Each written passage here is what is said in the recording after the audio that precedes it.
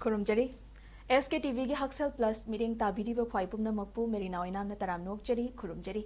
ngasigi HAKSHEL Plus ki marifu manga suba episode asida puzarakli ba topic Doctor Patient Relationship habani Doctor amadi patient singa leinaba mari haibasigi matangda ngasi khana nabagi damakta ekhogi studio deling sin biriba si mayamna thodo hendokna sakhangnaraba Wangkhei Eye Hospital gi founder amadi director oibiribi ikai khumna jaribi Dr. Sarungbam Bobi hanumakta da Dr. Bu taramna okcheri Kurumjari Dr. Huzik aina su panjekhiba topic haizaba tare Doctor Patient Relationship sigi matang sida adum mayam ni tattatana social media da adagi adum mafam khuding da haitare nungai tababu oiro adum mayam ma khana nei na base adum mayam pumna makna khange aidi doctor ga patient ka gi mari sida afaba phattaba na jingbase aduduna kamdona kari mari he na chesena bagi damakta bu oiraga su kari mari leiba tangai phadabage haibado aduda hana tangai biu patient amana hospital amada lakpa matam jidan patient amagi expectation haidar doctor amadagi mana anaba patient ama oina lakpa haisina budi wakhan jida pakhatpa akiba kari hairaka duinu adagi anaba sina kai phau luram duinu mayam wakhan jida mayam puraga lakaduine aduna doctor amana su patient ama wari sanarakpa yengakpa matam sida patient gi side tagina doctor sida bu thazabiba trust ko trust adagi confidence ama ai phagadore haiba wakhan namaga loinana yamba lakadaurimne ba do akhoina doctor oiruba khoina patient ama yengakpa matam sida patient jigi magi hainingi ba phungdokpa ngamba misu yawi phungdokpa ngamdaba misu yawi adugi mayam se loina mana uriba expression da magi magi leidana magi mawon phawriba potse wahina haidorak tragazu popna communication se yam popna mana hainingi base fajana marik chumna communicate tawba ma paw phawna na ba mawongda mana nungaijada bado marik chumna haihanba hathu tawbida ba penda bado mana nungaijada bado loin phongdo hanba aduga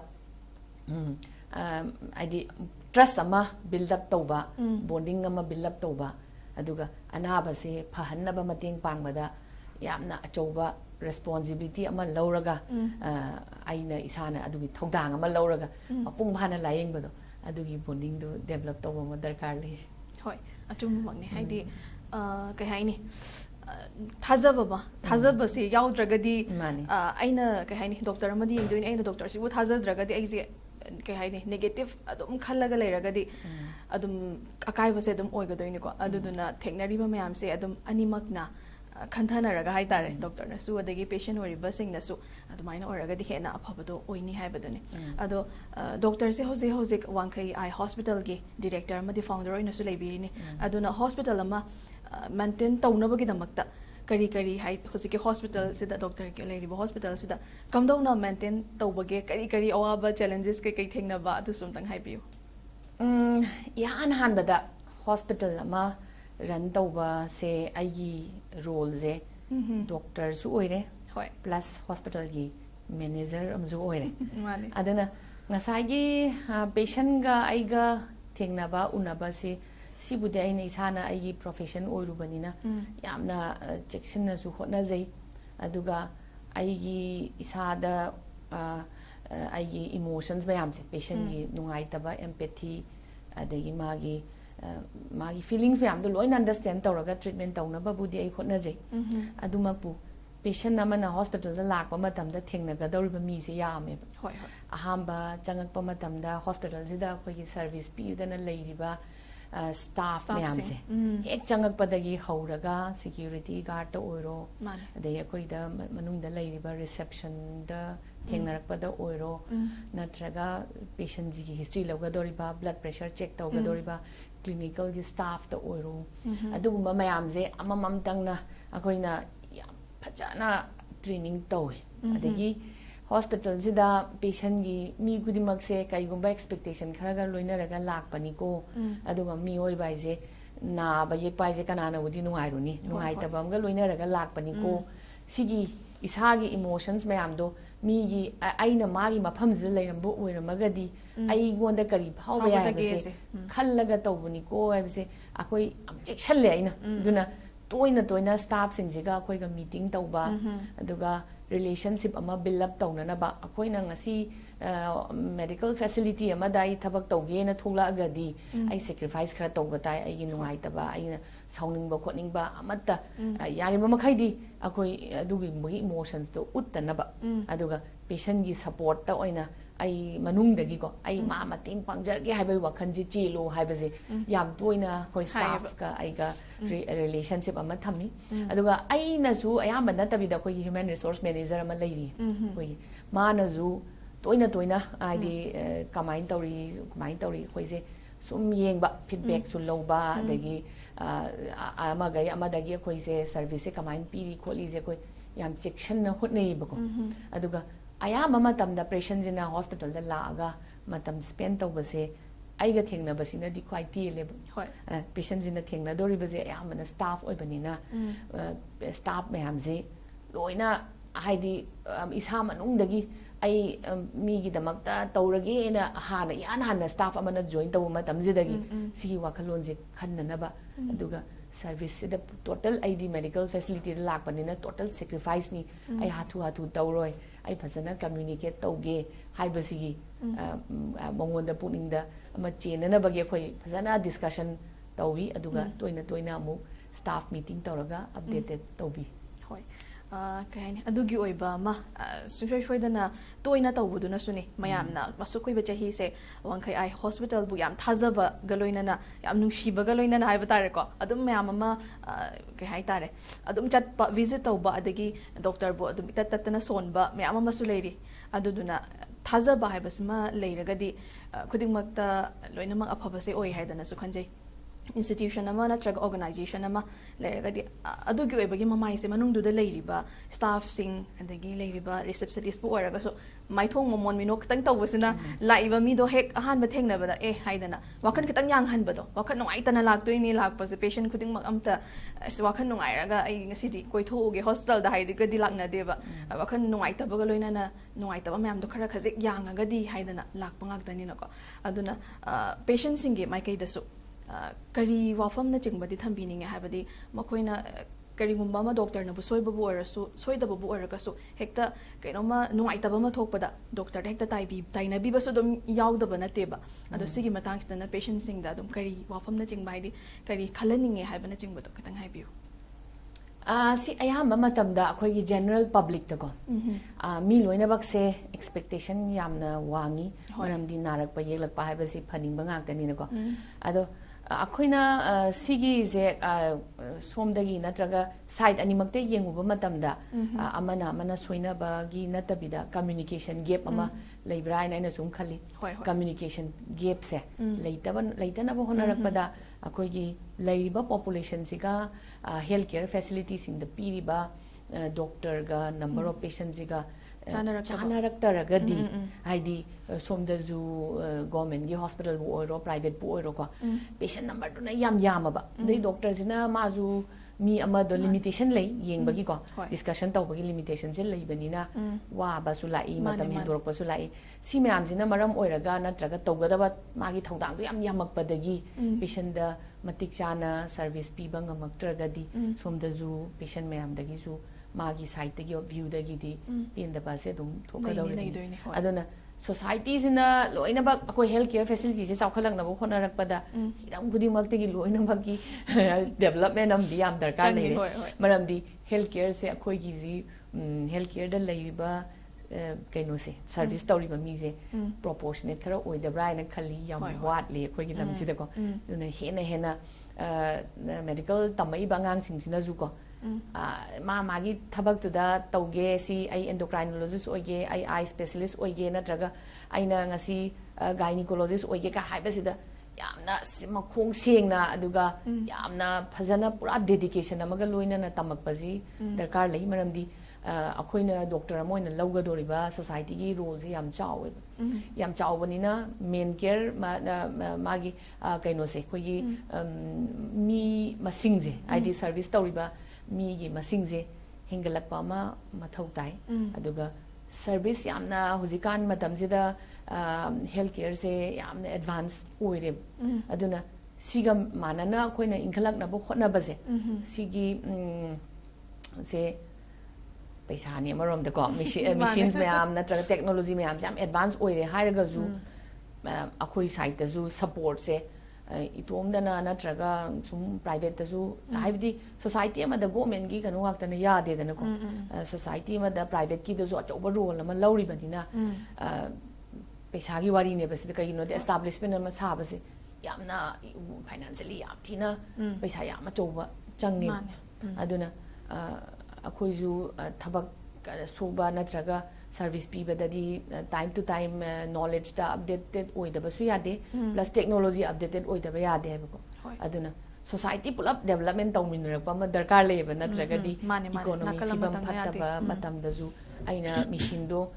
procure tawrure some bank ki support lauraga hairaga ju somda patient mayam gi purchasing power mayam natraga koi society sina overall the purchasing power se phajana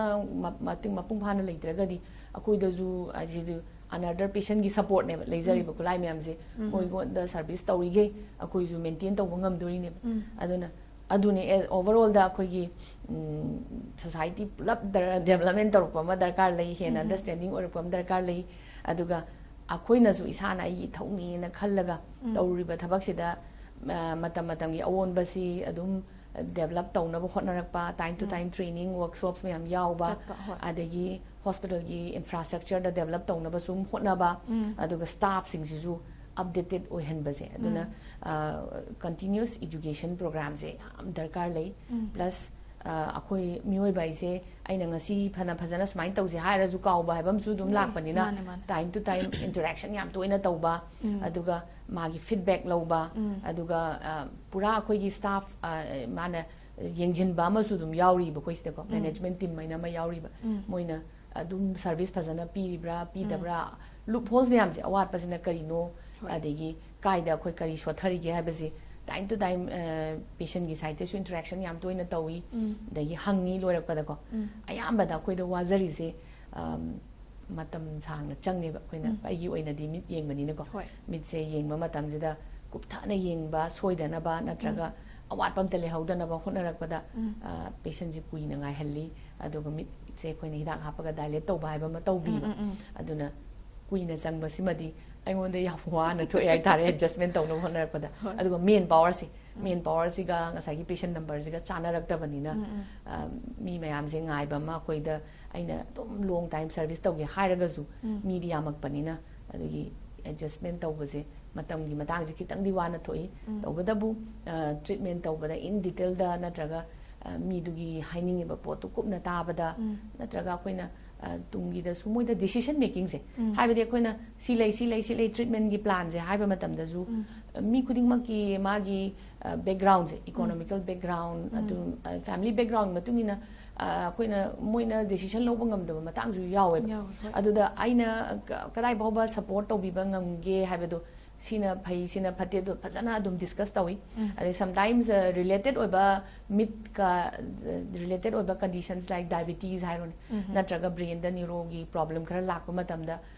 patient ji gi diagnosis tawro matung da kaida kamai tawraga kanaga unarga phagada ge kaise akoini am phajana support tobiba aduga naraga lakpa matam da ju aina si bawbadi yare aduga tum koina relationship ama building tawraga aina dum support tobina bagi mawung ama adusu adum phajana discussion se taweba adune aduna khoi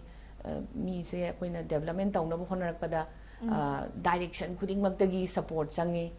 adune admai tawdana khoi yam kan hotnari hai tare mane adu sai doctor na so haibira khibada mayam ga staff singa loina ba hai tare patient ka loina babudi doctor ga loina bana khara khajik matam se ten na phange hai adu loina ba matam se da tonga tonga na makhal gi hai tare patient myam ma lam gani yeng ba aduna adula thengna ba awa nungai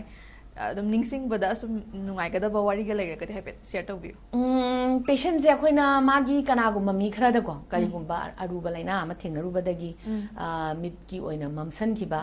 thokpa matam da mana uramaga uraktabase siga khoina ju treatment taroga amu hanna vision je lakpa yaroi da bagi matang ama lakpa matam je da mental support se adu ko yam counseling tawe di ꯍꯥꯏꯗꯤ ꯃꯤꯒꯤ mental ꯍꯦꯜꯊꯁꯦ ꯀꯌꯥꯃꯨꯛ ꯍꯥꯏꯗꯤ ꯑꯁꯤꯁꯤꯅ ꯍꯤꯡꯕ ꯉꯝꯅꯅꯕꯒꯤ positivity ꯄꯤꯅꯅꯕ treatment ꯃꯦꯟ ꯑꯣꯏꯅ ꯑꯩꯈꯣꯏꯒꯤ medical treatment ꯈꯛꯇꯪ ꯅꯠꯇꯕꯤꯗ ꯁꯄꯣꯔꯇꯤቭ treatment ꯃꯌꯥꯝꯁꯦ ꯋꯥꯈꯜꯒꯤ ꯂꯥꯏꯐ ꯁ꯭ꯇꯥꯏꯜꯒꯤꯀꯣ ꯃꯥꯅ ꯃꯣꯗꯤꯐꯥꯏ ꯇꯧꯔꯒ ꯔꯤꯍꯦꯕꯤꯂꯤꯇꯦꯁꯟ ꯍꯥꯏꯇꯥꯔꯦ ꯑꯗꯨꯒ ꯎꯔꯤꯕ ꯈꯔꯁꯤꯅꯁꯨ ꯃꯥꯒꯤ ꯊꯧꯅꯥ ꯍꯥꯞꯅꯅꯕ ꯍꯣꯠꯅꯕ ꯑꯗꯒꯤ ꯃꯥꯒꯤ ꯅ꯭ꯌꯨꯇ꯭ꯔꯤꯁꯅꯦꯜ ꯁꯄꯣꯔꯠ ꯑꯣꯏꯔꯣ ꯂꯥꯏꯐ ꯁ꯭ꯇꯥꯏꯜ ꯃꯦꯅꯦꯖꯃꯦꯟ ꯑꯣꯏꯔꯣ ꯑꯁꯤ ꯃꯌꯥꯝꯁꯤꯒꯤꯁꯨ ꯑꯩꯒ ꯑꯩꯒꯤ ꯁ꯭ꯇꯥꯐ ꯃꯌꯥꯝꯗꯩꯁꯨ ꯈꯔ ꯇꯤꯝ ꯑꯃ ꯌꯥꯎꯔꯤꯕ ꯑꯗꯨꯅ ꯑꯩꯈꯣꯏ ꯁꯤꯒꯤ ꯁꯄꯣꯔꯠꯁꯨ ꯄꯤ ꯑꯗꯨꯒ ꯄꯦꯁꯟꯒꯤ ꯑꯌꯥꯝꯕꯗꯤ ꯑꯩꯈꯣꯏꯒꯤ ꯁꯨꯝ ꯅꯦꯒꯦꯇꯤꯚꯤꯇꯤꯁꯦ ꯀꯌꯥ ꯎꯗꯦ ꯑꯩꯈꯣꯏ ꯍꯣꯁꯄꯤꯇꯥꯜꯗꯀꯣ ꯌꯥꯝꯅ ꯁꯥꯎꯒꯟꯕ ꯁꯥꯎꯅꯤꯡꯕꯒꯨꯝꯕꯁꯤ ꯀꯌꯥ ꯎꯗꯦ ꯑꯗꯨꯒ ꯀꯝꯄ꯭ꯂꯦꯟ ꯇꯧꯔꯝꯕꯁꯦ ꯑꯩꯒꯤ ꯁꯥꯏꯠꯇꯒꯤꯗꯤ ꯑꯩ ꯀꯌꯥ ꯊꯦꯡꯅꯗꯦ ꯃꯔꯝꯗꯤ ꯄꯦꯁꯟꯁꯦ ꯑꯩꯒꯤꯅ ꯌꯥꯝ ꯅꯨꯡꯁꯤꯅ ꯐꯦꯃꯤꯂꯤꯗꯧꯅ ꯂꯣꯏꯅꯩꯕ ꯁꯨꯝ ꯑꯩꯈꯣꯏꯅ ꯀ꯭ꯔꯣꯅꯤꯛ ꯗꯤꯖꯤꯖ ꯅꯥꯔꯛꯄ ꯒ꯭ꯂꯥꯎꯀꯣꯃꯥ ꯇꯧꯔꯛꯄ ꯅꯠꯇ꯭ꯔꯒ ꯑꯔꯨꯕ ꯂꯥꯏꯅꯥ ꯂꯥꯛꯄ ꯀꯥꯟꯁꯤꯗ ꯑꯗꯨꯝ ꯐꯣꯂꯣ ꯑꯞꯁꯦ ꯇꯧꯃꯤꯟꯅꯔꯒ ꯄ꯭ꯂꯥꯟ ꯇꯧꯃꯤꯟꯅꯔꯒ ꯑꯗꯨꯝ ꯂꯣꯏꯅꯔꯒ ꯆꯠꯄꯅꯤꯅ ꯏꯚꯟ ꯀꯅꯥꯒꯨꯝꯕ ꯈꯔꯗꯤ ꯑꯩꯈꯣꯏ ꯕꯥꯇꯣꯟ ꯇꯧꯅꯕ ꯃꯌꯥꯝꯁꯨ ꯌꯥꯎꯔꯛꯑꯦ ꯐꯦꯃꯤꯂꯤ ꯔꯤꯂꯦꯁꯟꯁꯤꯞꯀꯤ ꯇꯥꯏꯞꯇꯀꯣ ꯑꯗꯣ ꯑꯩꯈꯣꯏꯒꯤ ꯍꯣꯁꯄꯤꯇꯥꯜꯒꯤ ꯑꯣꯏꯅꯗꯤ ꯑꯩꯈꯣꯏꯗꯤ ꯄꯦꯁꯦꯟꯁꯦ ꯑꯩꯈꯣꯏꯅꯁꯨ ꯌꯥꯝ ꯅꯨꯡꯁꯤ ꯑꯩ ꯈꯛꯇꯪ ꯅꯠꯇꯦ ꯑꯩꯈꯣꯏ ꯁ꯭ꯇꯥꯐ ꯄꯨꯂꯞꯅ ꯑꯗ ꯄꯔꯁꯅꯦꯜꯂꯤ ꯐꯣꯟ ꯅꯝꯕꯔꯒ ꯂꯧꯅꯗꯅ ꯈꯣꯠꯅꯗꯅ ꯈꯪꯅꯕ ꯃꯌꯥꯝ ꯑꯃꯁꯨ ꯌꯥꯎꯏ ꯑꯗꯨꯒ ꯀꯣꯝꯄ꯭ꯂꯦꯟꯗꯤ ꯌꯥꯝ ꯀꯟꯅ ꯌꯥꯎꯗꯦ ꯑꯩꯅ ꯁꯨꯝ ꯊꯦꯡꯅ ꯑꯩꯈꯣꯏ ꯁ꯭ꯇꯥꯐꯁꯤꯡꯁꯤꯅ ꯑꯩ ꯂꯥꯏꯕꯛ ꯐꯕꯅꯤꯅꯀꯣ ꯌꯥꯝꯅꯁꯨ ꯁꯣꯕꯔ ꯑꯣꯏꯕ ꯉꯥꯛꯇ ꯌꯥꯎꯋꯦ ꯌꯥꯝꯅ ꯁ꯭ꯇꯥꯐꯁꯤꯡꯁꯦ ꯌꯥꯝ ꯑꯟꯗꯔꯁꯇꯦꯟꯗꯤꯡ ꯂꯩꯕ ꯑꯣꯏꯅ ꯇꯧꯋꯦ ꯑꯗꯨꯕꯨ ꯏꯟ ꯖꯦꯅꯔꯦꯜꯗ ꯃꯅꯤꯄꯨꯔꯒꯤ ꯑꯣꯏꯅ ꯌꯦꯡꯉꯨꯔꯒꯗꯤ ꯑꯩꯅ ꯁꯨꯝ ꯊꯥꯖꯕꯗꯀꯣ ꯑꯩꯈꯣꯏꯅ ꯆꯠꯂꯨꯕ ꯊꯦꯡꯅꯔꯨꯕꯁꯤꯡꯗ ꯁ꯭ꯇꯥꯐ ꯗꯣꯛꯇꯔꯁꯤꯡꯁꯨ ꯑꯗꯨꯝ ꯂꯣꯏꯅ ꯑꯗꯨꯝ ꯐꯔꯒꯁꯨ ꯁ꯭ꯇꯥꯐꯁꯤꯡꯁꯤꯒ ꯃꯣꯏꯅ ꯔꯣꯜ ꯑꯦꯛꯇꯤꯚ ꯔꯣꯜ ꯑꯃ ꯂꯧꯕꯅꯤꯅ ꯃꯣꯏꯒꯤ ꯁꯥꯏꯠꯇꯒꯤ ꯂꯩꯗꯅ ꯈꯤꯇꯪ ꯁꯄꯣꯔꯠ ꯍꯦꯟꯅ ꯇꯧꯕꯤꯔꯒꯗꯤ ꯁꯤꯒꯤ ꯁꯤꯁꯇꯦꯝꯁꯦ ꯀꯌꯥ ꯍꯥꯏꯗꯤ ꯁꯤꯁꯇꯦꯝꯁꯤꯗ ꯉꯁꯥꯏꯒꯤ ꯑꯀꯥꯏꯕ ꯊꯣꯛꯄꯁꯤ khitang leidena mioi bai je loina ba anabu pumba ina kan bangam ban nate ade mi puna ko ni hingan ba ya ban nate to ba da bu khotna bi bado adu ne ba mi mayam na pamjari je ina thaja ba ko ado khotna bi raga di yaroi da ba zu leiraga zu sumai tawe ha understand to na raga di aina khan ba da mayamna yamna ningam da ba pien da ba se khara ma khai di handa ga dra natraga loi ga dra ba ma khalle adu ne mane ade hospital da chatpa matam da any particular hospital ma pandraga su adum khoina thengna ba se moi gi security le hobodo spine yam nuaite wahi khonda phajade adegi spine nurse le hobodo spine to bi re ha ba aidi mi gi minungshi kai hai doino adum ba kai no ma se hek what pay type the khana badona hai tare phongdorok pa moi gi mawong ma tawduna aduduna so hospital ama apa adegi mayam na yamna thajaba ma ohenge hairagadi manungdu da leiriba mayam do hospital cha lairiba mayam do loina maksina yam cooperation je yam pihanning ba ma so change matang sida ado doctor gi oina huziki aesthetic ki matang se khoi gi Wangkhei eye hospital na mid ki anaba sing da yamba tawraga matung da 2019 sidagi amuk aesthetic care sigi matang sida so amuk tawe ado sigi oiba lakpagi journey se kamaina tawbono haibana chingbo to somtang haibiu aise post graduation di ai da tawre adu lorega aise glaucoma gi fellowship tawre cataract gi fellowship tawre aduga aise ai da di yamna hotna jaraga hai tare mathang tawjaraga zu no masum imana bimga discussion tawrokpasida Manipur da matamdu da aesthetics yam kana lagtri 2019 sida ko yam kana sumaina hojikan gi yam tina mayam na pamnari ba mu ori base chimakti thengnadri tawbada bu akoi sum wari sana bada sum nupi se sum minjen yeng kan da loina phajaningi dana ko haidi si sina koi se isa da positive energy ma pi adagi wakhan nungai halle dui di na wakhan nungai raga di na dek ta bai ju oi doi ni dana ada imana bem thengna ru ba kan je da mana akoi se ma ai je kan um tawsalame na sum wari je no ma sare e ba ko ada ai je wakhan je nungai ta ba kan je da aina Delhi da sum ai conference mi chat pa kan da tang imana bin khaki magi loina ba my wife to adu aesthetic surgeon aesthetic medicine to wen to do ta unaruge na khanba jidagi sum khalam bas dai matam je phang hauda badagi imana bi ma hujiki chandigarh da imana bi thengna ba kan jida mana aesthetic medicine je sumai to wen wari sarak bas dagi yam inspiring oi thokre ba yam inspiring oi thoki bas dagi ai je American Academy sum tamaga di ai je yamna kupthana yam tawjaninge ba kabok se tawning da bai tar yam phajana tawning ba du dagi ai je Dubai da chatlaga registration tawga ai je fellowship ama tawthoi Singapore ahambada Dubai da aesthetic medicine gi adagi aesthetic medicine je tawtho matung jida aduna zu loina ba hangam dabadagi amuk makata na amuk fellowship ama mu ai Australia da Melbourne da tawre adu tawra kanjida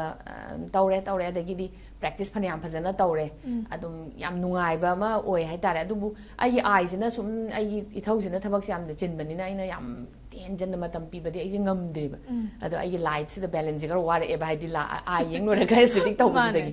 adagi di akoi Wangkhei Eye Hospital se da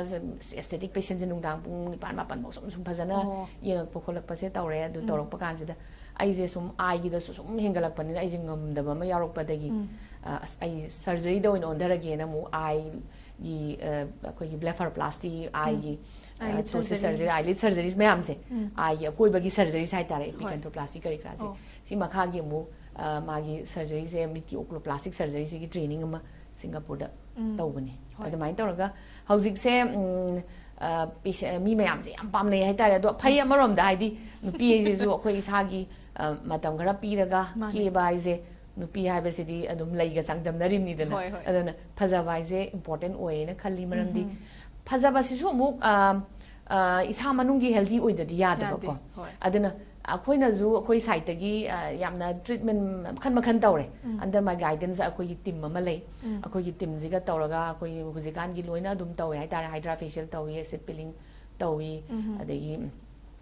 mesotherapy tawi adagi glutathione injection kra tawi do tawbadabu akoina tawrakpa matamda medical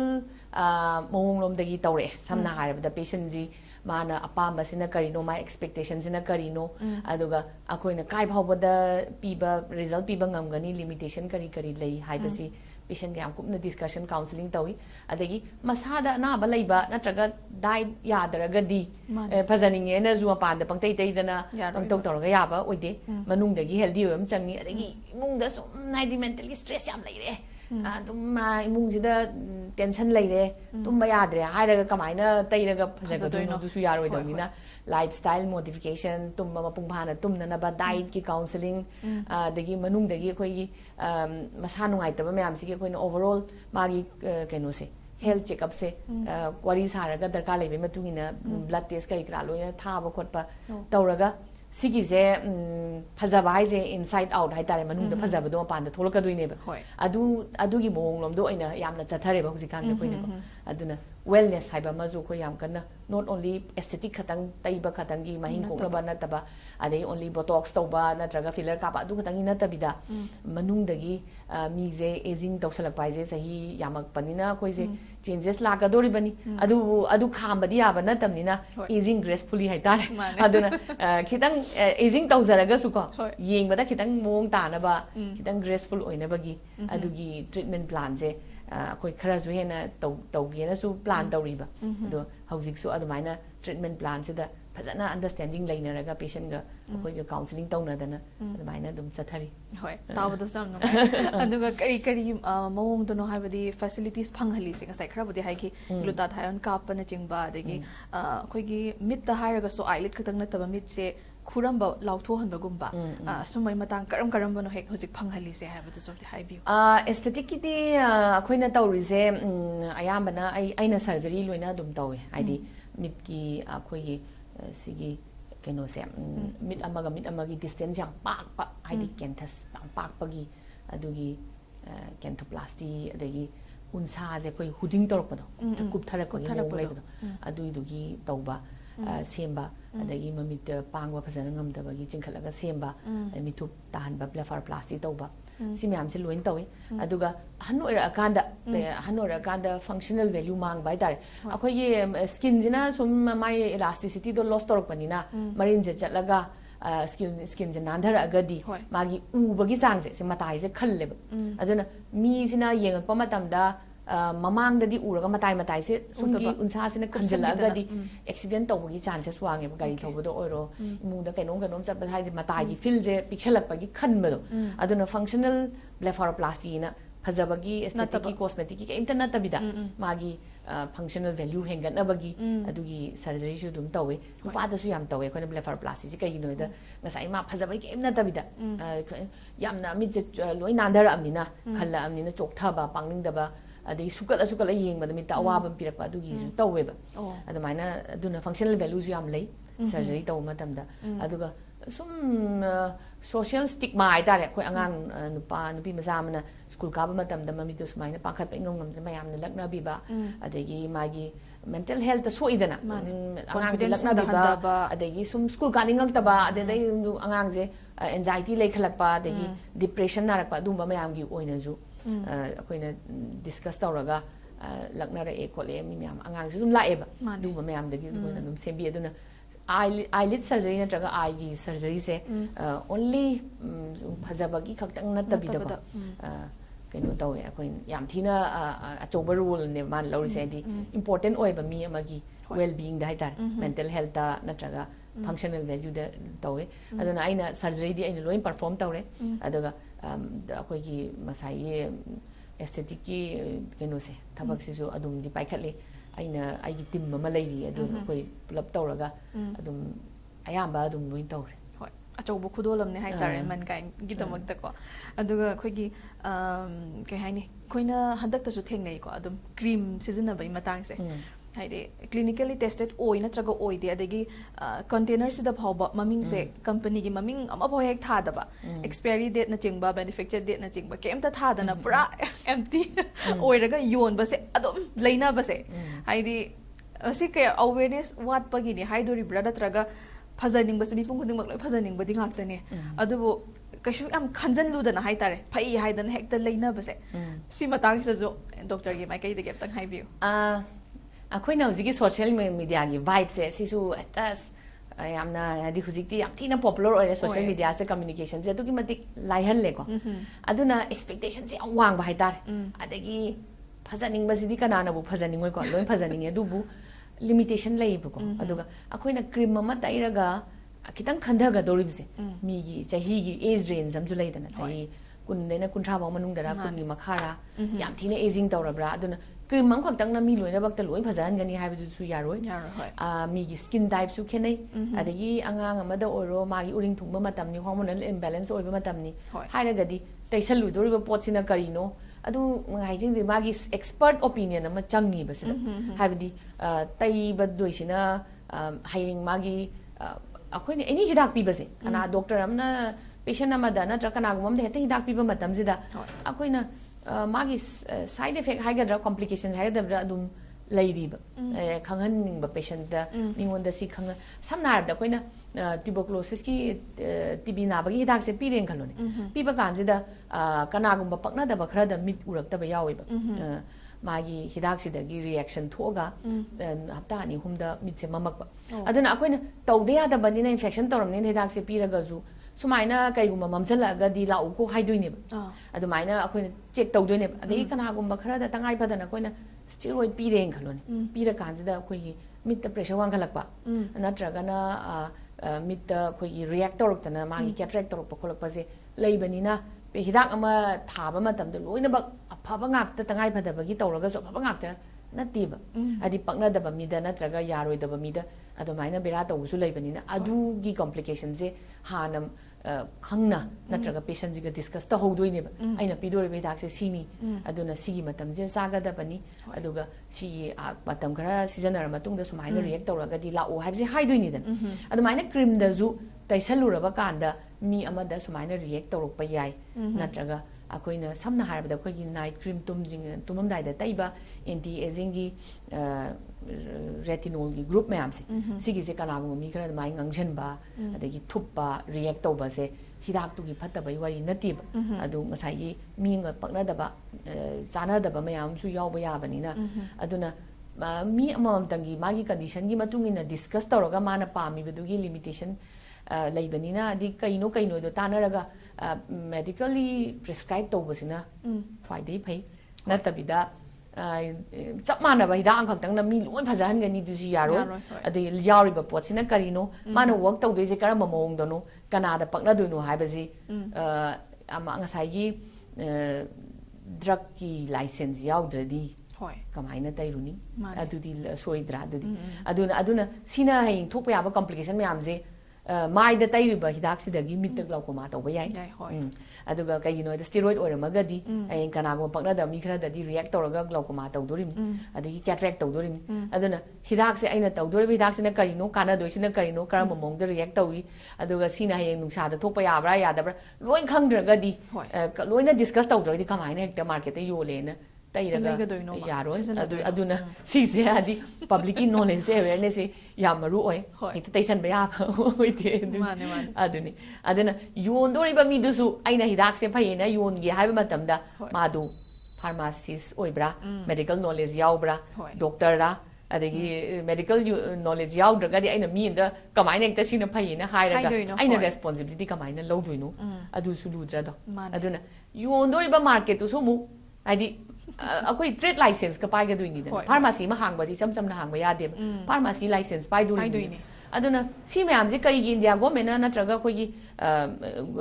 lamma da administration mayam sina kamaina sema minu hai bje mi gi loi atra lai bai ne aduna mi won da heta health care hai bje lui aduga hidak tai ba na tra cream tai ba apse lu bani na si gi se loina magi pros and cons e khanga matung da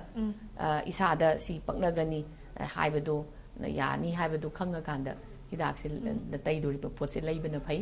aduga pidori mi dusu sina yeng si sokpa yai si toba yai natraga haibadu knowledge se kupna khanga kanda pibana ina phai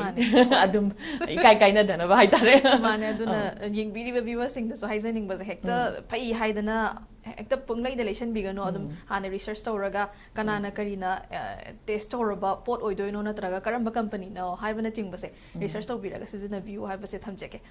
aduga khoina eye drop sizina ba se michi katak no eye haide eye drop lo cho pharmacy dagi haidana adum lo ro sizina ba su dum yawe adu si mata gi sidadi kai haibininge Sitani yam tina hedi bera am tawribse over the counter hai tare sumaina leibasina maram oiraga ugi da mi su lei adum thengnai haidi ngaktangi hekta steroid ase cream da zu ngai re ngaktangi de hekta phaja thoidana adumaina mit da zu steroid yaruk pa drop season ba kana ngaktangi di yam nungai ba ngaktangi di mit sima chungro ngok thoga hekta phaja thokpa adugumba oigalle aduna sina steroid yawi na dra sina phai na dra phate do khangda badagi season aruraga mit ugi da ba steroid induced glaucoma kaina tawba lei steroid induced cataract kaina tawba adum lei Manipur da su yam thengnai adagi antibiotic se pharmacy da yi chatpa matam hekta piba aduna ngasai gi mit infection ni khangde allergy tawba ni khangde kai gumba problem ama hek nungai ta ba dry oi bani khangde hek tawba kanda antibiotic se ta hapaga lakpa aduna misuse tawrok panina antibiotic ki resistance develop tawre hayeng tasing na infection tawrok padadi antibiotic se resistance develop tawre aduna sum huji antibiotic se khoi ji Manipur da sungai re khong hamdare puknare antibiotic se sani ba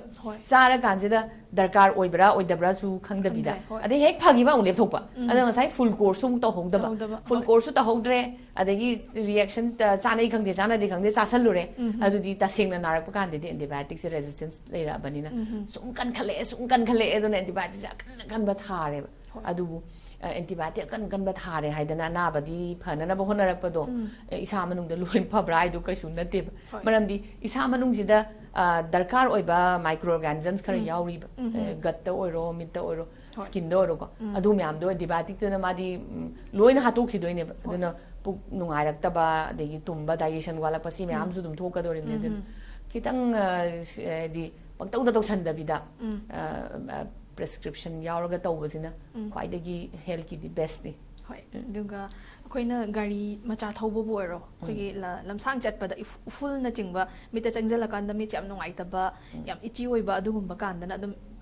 kai haini daily use to boya ba I drop ka di dum leibra leiraga dum tang suggest to biri nungai ni lei haidi khoigi mit ta thoiba pi se sigi se isor na yam phajana saramba haidi pot ne aitare aduna sigi sina su phun changba nungsit nungsa thakat pa de mayam de loi ngak thok chana ba mong da semamba aidi kaino ne flute ne bako adubu magi mit body gi laina lerakpa natraga tumba walakpa natraga overuse tawrokpa computer gumba mobile gumba technology matamna aduna adagi vitamins walakpa diet phajarakta sina matum maram oiraga mit ki p gi natural ba magi constituency len kaithara gadi kaitharak panina mit ngangan ba pi da ba ngap ngap laura kaino ma changba man ba dum mayam se dum thoe ba aduna drop ama khakdang hairaga loina hekta yabadu di oide ba ko aduga magi condition du yengaga koina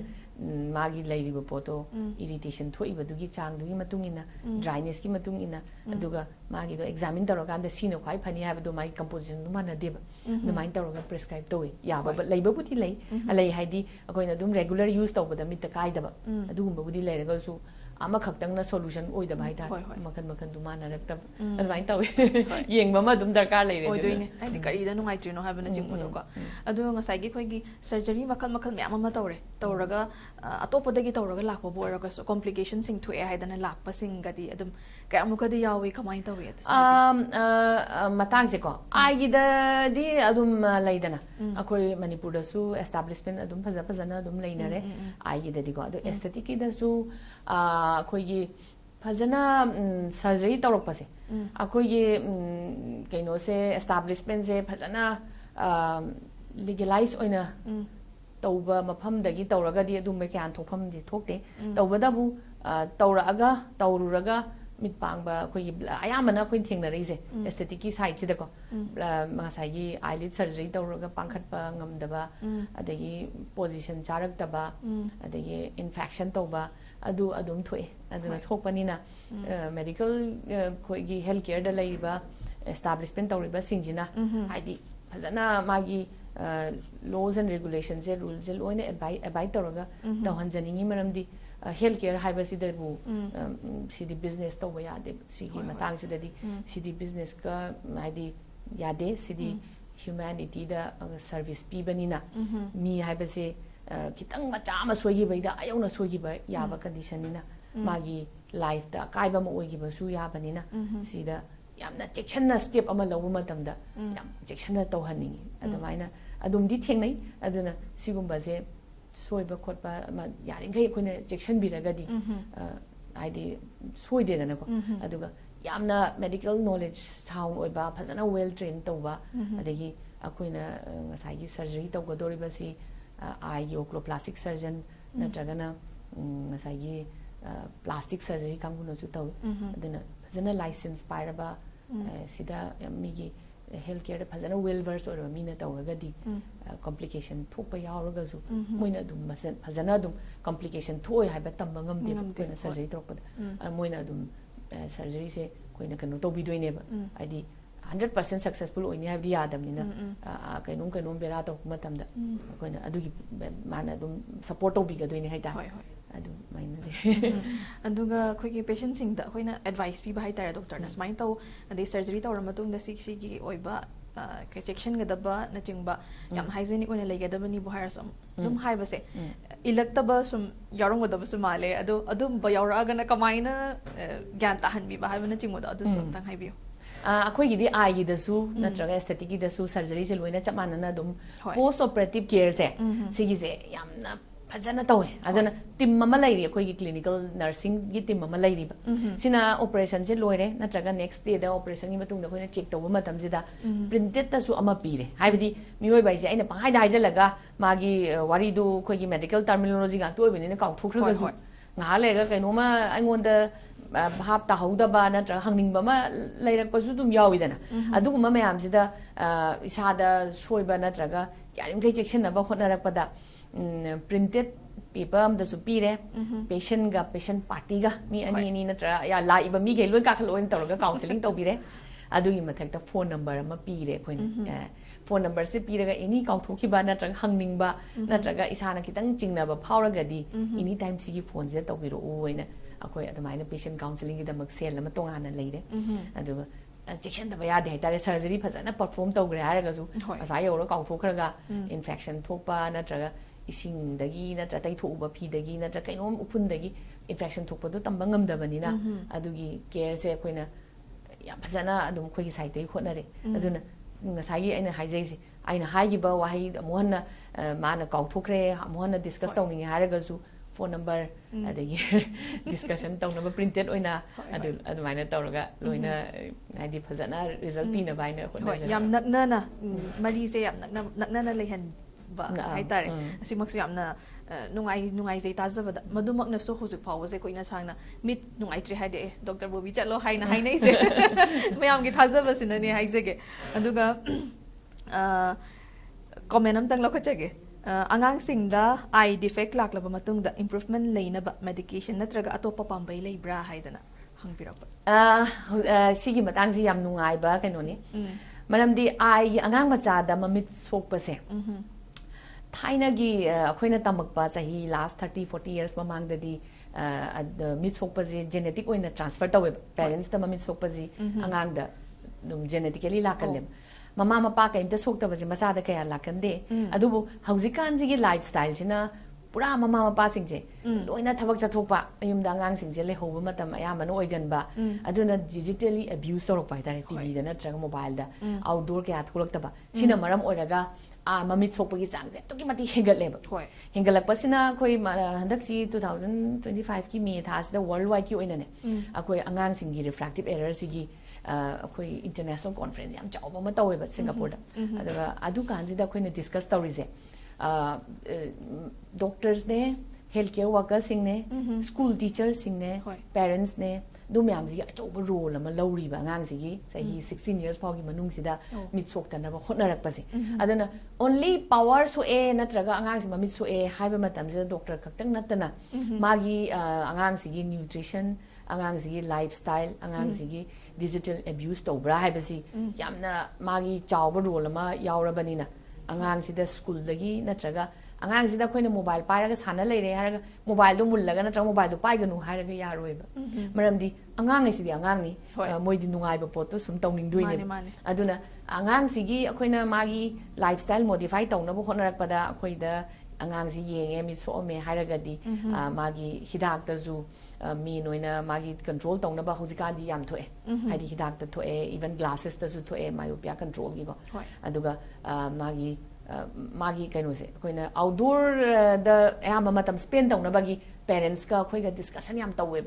haibadi angang je outdoor da puthukna bo honarak pada mapanda sum sanana bagi mongda magi diversion tawbirakpa natraga di nang mobile pari kaino mobile pai gnu kama ya do no bangang ma sadam aduna option nama choose ta holaga mapanda cycle thon mani khangde swimming chatlan mani khangde jagoi taman mani khangde music ta natraga leidana sum sanaba cricket sanarak pani khangde football ka adu maina angang ji mental diversion tawbase ma yam maru oi school natar angang si da su academic pressure yam pibi daba haibdi mental health phanaba natraga lari khaina bo honarak pada equally important orije angang ji physical activity si plus nutrition sineba si se koina amna Manipur da hoji nutrition je tu mati important oeba mayam di ayamana khoina uba da ngang sing ji boarding da thamme ba boarding da thamaga nutrition je wat pagi mong se sum thengnai ai tare fazana ningthina parents na pisa ba siga di khena dori ni da ai angang sina chaning de toba kan da parents di namna pisa doi hai doi ne ba chara hen ya aduga boarding da di like the responsibility se mayam mama pa yarok ta bani khara khena ra ida aduna sigi matang da yamna maru oiba chauba discussion ni duna sigi role je only mitchokpa je phana bo honar pada overall angang sigi loina baki nutrition gi lifestyle gi mental health gi development changi hoi haidi mama pa oiba sing khujik chudum thengneri angang se kapak pada ai thapak se somdu loi hona bai da makta phone pisalaga se taurim ne deusi ka themba aduna maram warakan angang se nungshibagi mari sisu mama mapa oiba se ga angang se ga leinaba nungshibagi mari sisu dum handarak pra na su khalle ai phone du da dum mama duna thabak ta hongna bagi da traga mapa duna thabak ta hongna bagi hona bada aduga amana ama comment sina lasik natraga atopa eye defect ki corrective surgery sing se Manipur da dum khudong chaba phanglabra haidana lasik se akhoi da phangdri maramdi ngasai ye aina haijai do society ma da khoina chawkhat ke hairaga di society se overall develop to yaden machine je am costly cost factor sina maram oiraga khoina patient dagi service piba matamda magi price yam wangakpa price yam wangakpa matam sida khoina recovery to da bu yade da machine je khoina invest tori tuga recovery to da yada bnina lairiba population jiga to pi doriba facility do kitang chana raktaba aduna investment do yam chauraga return gi akoina sai gi akoi di kulai leibu khotpa sisu loina bank ta depend torok kadoi ne adugi ngamdabagi haitare akoina aise tauzaningbagi si tauninge na di sum khallaga lei adubu sai gi adugi ratio do ngamdabadagi proportionate oidadana adugi facility do piba ngamda lei aduga hojik phawada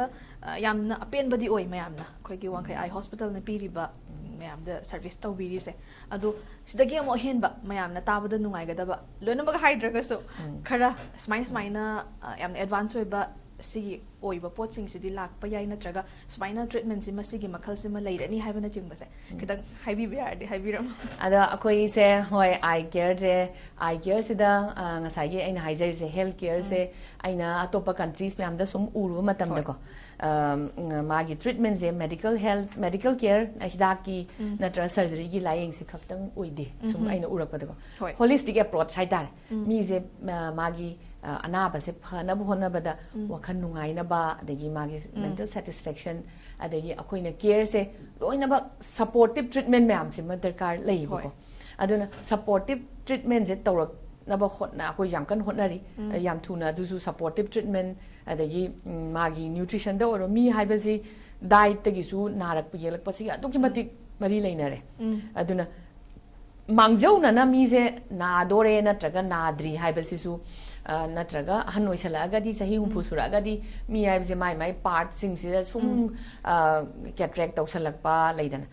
samloin kela ani mai mit khuira ani mentally weak orakani adumba mayam se loin insecurity se feel tawrakani ko sondharakadoi adugumba mayam sigi akoina hana mangjauna na khara tapthana ba natraga aduga mana magi life sida adumba supportive treatment darkar lerakpa sing se sigi je koina pina baina sigi ke haini home dore haitar sigi su achoba role amani ado lying base only hida khaktang na yade surgery direct tor ga yade phaniam phajana treatment tore mit loi ure haraga su wakhan na nungai tragadi yade aduna loina sigi supportive treatment ga loina na mi sigi well being support tawna ba akoi yam thuna haurani hoi yam nungai ba paune simak su mayam pumna magna tari ba mayam na yingi ba mayam na nungai ba phaurum gani na khanje aduga khoi gi mayam pumna magna follow to bu ya ba eye care routine ma haiba tare kamaina mit che fa na checksena thamgada ge haiba sigi matang da samlap da kitang haibiu hojiki matam ga chuna bada ko mobile se mi khuding gi painare ngaktang free oba mobile painare potha nei ko aduna mobile se continuous sum yenga ga lebi da ba masina mental health su effect lei adu mit ta yam phajana effect lei mit se kuppa gi sang han thai sum su aga yenga ga leira ga di ko kham chikali anxiety lei gali even ko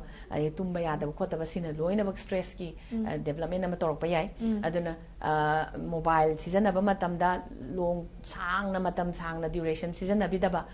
break thambi ba haidar marak marak ta khoi 20 rule haibam leiba ko 20 minutes kudingi 20 seconds break taw haibane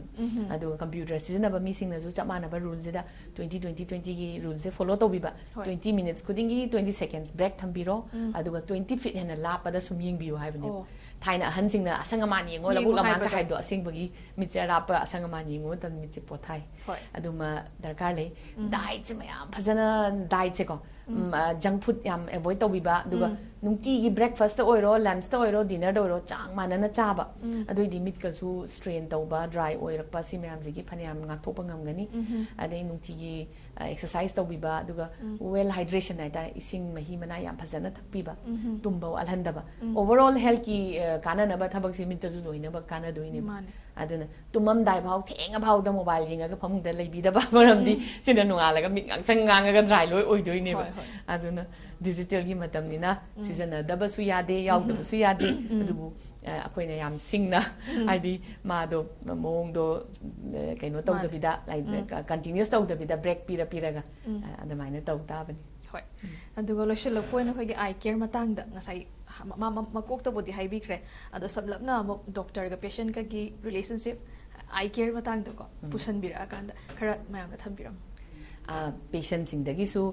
trust ama laibiu confidence ama lai loina na lakpa matam da akoi gi side dagi su maximum ko effort piraga mi gi nungai taba mi na phongdok ni ba communication phajana ꯐꯥꯎꯅꯔꯒ ꯃꯇꯝ ꯆꯞ ꯆꯥꯅ ꯄꯤꯔꯒ ꯃꯤꯗꯨꯒꯤ empathy ꯑꯃ ꯀꯣ ꯑꯗꯨꯒꯤ decision making ꯗ ꯅꯠꯇ꯭ꯔꯒ ꯐꯒꯗꯕ treatment ꯗ ꯑꯩꯅ ꯇꯧꯔꯤꯕꯁꯤ service to humanity ꯅꯤ ꯑꯩꯅ ꯈꯜꯂꯒ ꯑꯩꯒꯤ ꯏꯁꯥꯅ ꯑꯩꯅ ꯇꯝꯃꯨꯔꯤꯕ ꯅꯠꯇ꯭ꯔꯒ ꯑꯩꯅ ꯑꯣꯏꯔꯨꯔꯤꯕ ꯄ꯭ꯔꯣꯐꯦꯁꯟꯁꯤ ꯃꯤꯑꯣꯏꯕꯒꯤ ꯃꯤꯅꯨꯡꯁꯤ ꯑꯃꯁꯨ ꯗꯔꯀꯥꯔ ꯂꯩꯕꯅꯤꯅ ꯃꯤꯅꯨꯡꯁꯤ ꯑꯃꯒ ꯂꯣꯏꯅꯅ ꯃꯤ ꯃꯌꯥꯝꯒꯤꯗꯃꯛꯇ ꯀꯨꯏꯅ ꯁꯥꯡꯅ ꯁꯔꯚꯤꯁ ꯇꯧꯕ ꯉꯝꯕ ꯑꯣꯏꯖꯒꯦ ꯑꯗꯨꯒ ꯍꯦꯟꯅꯁꯨ ꯑꯅꯧꯕ ꯇ꯭ꯔꯤꯠꯃꯦꯟ ꯃꯣꯗꯥꯂꯤꯇꯤ ꯑꯗꯨꯒ ꯄꯦꯁꯦꯟꯒꯤ ꯁꯦꯇꯤꯁꯐꯦꯛꯁꯟꯗ ꯍꯦꯟꯅ ꯑꯄꯦꯟꯕ ꯄꯤꯕ ꯉꯝꯅꯕ ꯑꯩꯈꯣꯏꯒꯤ ꯁꯥꯏꯠꯇꯒꯤ ꯃꯦꯛꯁꯤꯃꯝꯗ ꯍꯣꯠꯅꯖꯒꯦ ꯍꯣꯏ ꯗꯣꯛꯇꯔꯗꯤ ꯏꯁꯣꯔꯅꯤ ꯍꯥꯏꯗꯅꯁꯨ ꯍꯥꯏꯅꯕꯗꯨꯃꯛ ꯀꯩ ꯍꯥꯏꯅꯤ ꯑꯆꯨꯝꯕꯃꯛ ꯑꯣꯏꯕꯁꯨ ꯑꯣꯏꯁꯅꯨ ꯑꯣꯏꯁꯨ ꯑꯣꯏꯔꯤ ꯍꯧꯖꯤꯛ ꯐꯥꯎꯕ ꯑꯗꯨꯝ ꯃꯌꯥꯝꯅ ꯊꯥꯖꯕ ꯑꯃꯁꯨꯡ ꯅꯨꯡꯁꯤꯕ ꯐꯥꯎꯔꯤꯕꯁꯦ ꯗꯣꯛꯇꯔꯅ ꯊꯋꯥꯏ ꯍꯛꯆꯥꯡ ꯌꯥꯎꯅ ꯃꯌꯥꯝꯒꯤꯗꯃꯛꯇ ꯀꯠꯊꯣꯛꯆꯕ ꯑꯗꯨ ꯃꯌꯥꯝꯅ ꯎꯕꯤꯕ ꯑꯗꯨ ꯃꯌꯥꯝꯕꯨ ꯅꯨꯡꯁꯤꯅ ꯂꯣꯏꯅꯕꯤꯕꯗꯣ ꯈꯪꯕꯤꯕꯗꯨꯅꯅꯤ ꯍꯥꯏꯅ ꯊꯝꯖꯒꯦ ꯌꯥꯝ ꯅꯨꯡꯉꯥꯏꯖꯩ ꯗꯣꯛꯇꯔꯒꯤ ꯆꯤꯜꯂꯕ ꯃꯇꯝ ꯀꯥꯏꯊꯣꯛꯄꯤꯔꯒ ꯑꯩꯈꯣꯏꯒꯤ ꯁ꯭ꯇꯨꯗꯤꯑꯣꯗ ꯂꯥꯛꯄꯤꯗꯨꯅ ꯑꯩꯈꯣꯏꯒꯤ ꯍꯥꯏꯔꯤꯕ ꯇꯣꯄꯤꯛꯁꯤꯗ ꯃꯔꯤꯛ ꯆꯨꯝꯕ ꯋꯥꯐꯝ ꯀꯌꯥ ꯑꯃ ꯊꯝꯕꯤꯔꯝꯕꯁꯦ ꯍꯥꯏꯅꯤꯡꯉꯥꯏ ꯂꯩꯇꯅ ꯊꯥꯒꯠꯄ ꯐꯣꯡꯗꯣꯛꯆꯔꯤ ꯃꯁꯤꯒ ꯂꯣꯏꯅꯅ ꯉꯁꯤꯒꯤꯗꯃꯛꯇꯗꯤ SKTVꯒꯤ ꯍꯛꯁꯦꯜ ꯄ꯭ꯂꯁ 35 ꯁꯨꯕ ꯑꯦꯄꯤꯁꯣꯗ ꯑꯁꯤ ꯃꯇꯥꯡ ꯑꯁꯤꯗ ꯂꯣꯏꯁꯤꯟꯖꯔꯤ ꯃꯤꯠꯌꯦꯡ ꯇꯥꯕꯤꯔꯤꯕ ꯈ꯭ꯋꯥꯏ ꯄꯨꯝꯅꯃꯛꯄꯨ ꯑꯃꯨꯛꯀ ꯍꯟꯅ ꯈꯨꯔꯨꯝꯖꯔꯤ